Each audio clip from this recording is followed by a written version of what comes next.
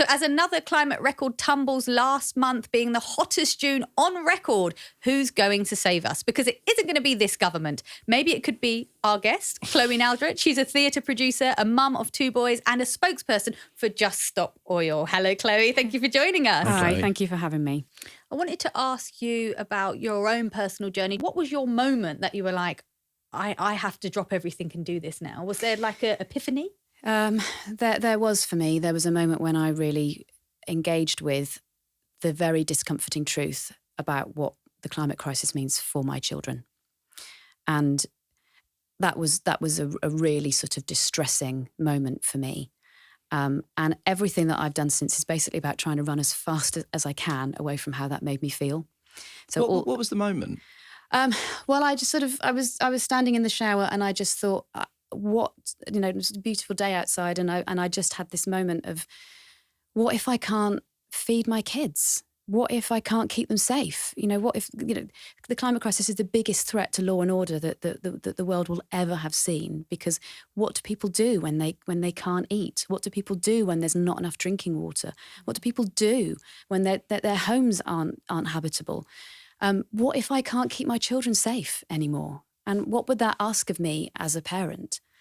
And the thought of that is horrific. And I think until people go somewhere like that, your version of whatever that is, the threat to the things that you love most, I think you don't connect with the crisis emotionally, because we all know it intellectually. Even the people who are denying it, they know it intellectually, and that is a form of going, oh God, I can't deal with how that makes me feel. So, but until we really consider it on that personal level, I think it's very difficult to comprehend, because it's so massive. What's coming? The social breakdown, the weather events, the absolutely catastrophic consequences of this are going to affect all of us. Whether they affect us, directly in not being able to afford our shopping or in having our house burnt down, or whether they affect us because we're simply not safe in our homes and in our society anymore, or because our infrastructure is crumbling around us. So that's why it is so important that we mobilise everybody. And obviously the main demand is that we need the government to not licence the 100 new oil and gas fields and open the blinking coal mine that they're trying to open, like this is the 1870s. That's the really clear demand. But no one is pushing back against the government on this except us. Believe me, it's not because we enjoy doing this stuff. It's so stressful.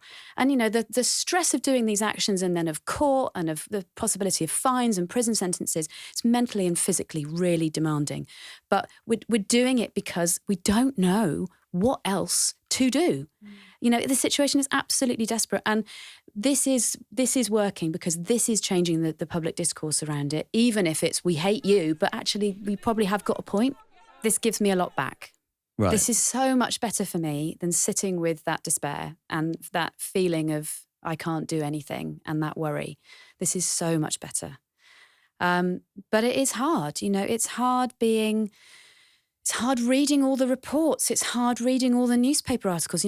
Before I had that sort of awful vision about what it was going to mean for my kids, I used to read the headlines and go, I don't want to read that. I don't want to know. Yeah. And now I do read it. And I have to hold all of that information, and it's hard and it's heavy.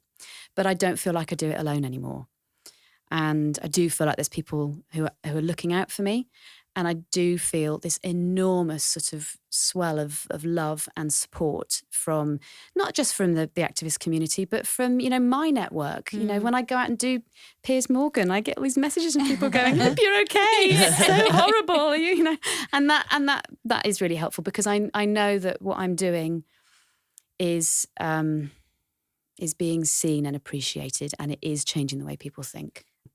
Thank you so much for your time, Chloe. This has been so thought-provoking and inspirational. We really appreciate it. Thank you, Chloe. Thank you.